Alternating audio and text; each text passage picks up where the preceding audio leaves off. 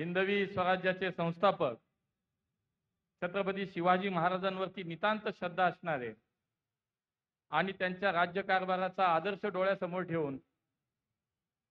ज्यांनी आपल्या देशाला जगामध्ये एक महाशक्ती म्हणून ओळख निर्माण करून दिली ते आपले सर्वांचे लाडके पंतप्रधान आदरणीय नरेंद्रजी मोदी यांचं महाराष्ट्राच्या पावनभूमीमध्ये आपण सगळेजण मोठ्या टाळ्याच्या गजरामध्ये या ठिकाणी स्वागत करूया। आज मोदीजींच्या शुभ हस्ते नवी मुंबईच्या या आंतरराष्ट्रीय विमानतळाचं लोकार्पण होत आहे। त्यांच्याच हस्ते मुंबई मेट्रो लाईन 3 चे लोकार्पण होत आहे। मुंबई वन ॲपचे सुद्धा या ठिकाणी आज उद्घाटन होत आहे। शासकीय ITI व तांत्रिक विद्यालयामध्ये रोजगार कार्यक्रमाचे सुद्धा अनावरण होत आहे आणि अशा अनेक कार्यक्रमाच्या निमित्तानं व्यासपीठावरती उपस्थित आपल्या राज्याचे आदरणीय राज्यपाल आचार्य देवव्रतजी मोदीजींच्या विकसित भारताच्या संकल्पपूर्तीकरिता आणि विकसित महाराष्ट्रासाठी अहोरात्र कार्यरत असलेल्या आपल्या राज्याचे कार्यक्षम मुख्यमंत्री आदरणीय देवेंद्रजी फडणवीस साहेब, केंद्रीय नागरी हवाई वाहतूक मंत्री श्री राममोहन नायडूजी, केंद्रीय राज्यमंत्री रामदासजी आठवले साहेब, आदरणीय आपल्या राज्याचे उपमुख्यमंत्री एकनाथजी शिंदे साहेब, अजितदादा पवार, जपानचे भारतातील राजदूत मिस्टर ओनो केईजी,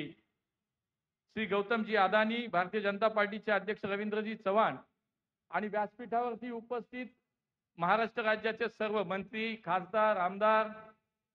आणि आपण मोठ्या संख्येने या ऐतिहासिक क्षणाचे साक्षीदार होण्यासाठी उपस्थित असलेले सर्व नागरिक बंधू आणि भगिनींनो, देशाचे प्रधानमंत्री म्हणून मागील 11 वर्षाच्या काळामध्ये माननीय मोदींच्या नेतृत्वामध्ये प्रत्येक क्षेत्रात न भूतो न भविष्यती अशा प्रकारचा एक शाश्वत विकास सुरू झाला, एक मोठी क्रांती देशामध्ये सुरू झाली आणि आज आपण प्रत्येक जण आपल्या दैनंदिन जीवनामध्ये ते अनुभवतो। एका बाजूला देशाच्या सर्वसामान्य माणसाचा विचार केला गेला, त्याच्या जीवनामध्ये त्याच्या कल्याणासाठी मोठ्या संख्येने अनेक जनकल्याणी योजना माननीय मोदीजींच्या सरकारने आणल्या आणि त्या माध्यमातून आज देशातल्या 50% पेक्षा अधिक लोकसंख्या अशी आहे की ह्या कुठल्या ना कुठल्या तरी योजनेचा आज तो लाभार्थी आहे आणि म्हणून याचाच परिणाम आज आपल्या देशातील 25 कोटीपेक्षा जास्त लोकसंख्या ही दारिद्र्य रेषेच्या वरती आली आणि हे मला असं वाटतं की आपल्या सरकारचं मोठं यश आहे। आणि म्हणून मला असं वाटतं या सगळ्याच्यावरती एका बाजूला हा विचार करत असताना दुसऱ्या बाजूला जागतिक स्तरावरती सुद्धा या देशाला चौथ्या अर्थव्यवस्थेवरती आणणं, पुढच्या काळामध्ये आपण तिसऱ्या अर्थव्यवस्थेवरती येणार आहोत, ही या मोदी सरकारची मला असं वाटतं आपल्याला उपलब्धी आहे। माननीय मोदीजी नेहमी म्हणतात, जिस काम का भूमिपूजन हम करते हैं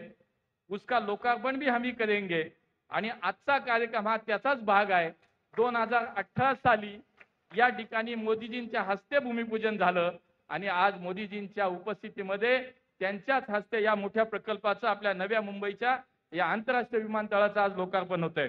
आणि म्हणून 2047च्या या विकसित भारताचा संकल्प पूर्ण करण्यासाठी सिव्हिल एव्हिएशन क्षेत्रामध्ये सुद्धा मोठी क्रांती या देशामध्ये माननीय मोदीजींच्या नेतृत्वामध्ये झाली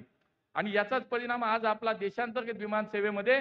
जागतिक स्तरावरती आपल्या देशाचा 3रा क्रमांक आता येतो आणि म्हणून या देशातल्या सर्वसामान्य माणसाला ही विमान सेवा परवडावी, त्याच्या आवाक्यात यावी म्हणून मोदीजींनी हा विचार नेहमी केला आणि त्या माध्यमातून आपण म्हणतो की ते म्हणायचे हवाई चप्पल पहनने वाला हवाई सफर करेगा आणि याच्यातूनच या संकल्पनेतून उडे देश का आम नागरिक ही भावना लक्षात घेता आज उडान योजना सुरू झाली आणि या उडान योजनेच्या माध्यमातून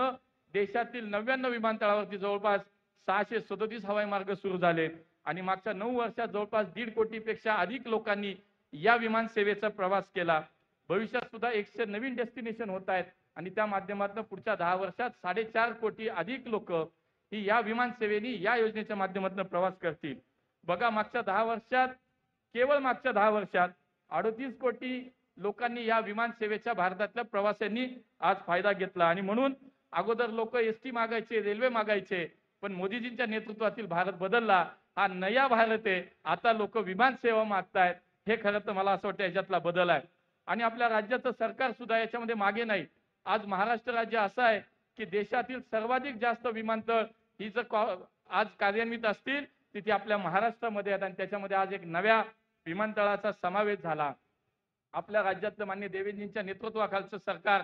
हे दिवसेंदिवस आपण पाहतो की विकासाच्या दृष्टीने वेगानं वाटचाल करतंय आणि या डबल इंजिनचं सरकार राज्यामध्ये आपण पाहिलं समृद्धी महामार्ग असेल, अटल सेतू असेल, कोस्टल रोड असेल, मिसिंग लिंक असेल, राज्यामध्ये मेट्रोचा विस्तार असेल, या सगळ्या कामांमध्ये आपण पाहतो की हे प्रकल्प पूर्ण होत आले आणि आज त्यातनं एक भर अजून पडली आणि मोदीजींच्या शुभ हस्ते या मोठ्या प्रकल्पांचं आज उद्घाटन होतंय, लोकार्पण होतंय आणि मला असं वाटतं की या विकसित राष्ट्राच्या दृष्टीनं, विकसित महाराष्ट्राच्या दृष्टीनं अजून एक पाऊल पुढे पडलं. मी पुन्हा एकदा व्यासपीठावरच्या सर्व मान्यवरांचं स्वागत करतो और मैं फिर एक बार छत्रपति शिवाजी महाराज की इस पावन भूमि में माननीय मोदी जी का हृदय से स्वागत करता हूँ, अभिनंदन करता हूँ, धन्यवाद देता हूँ. जय हिंद, जय महाराष्ट्र.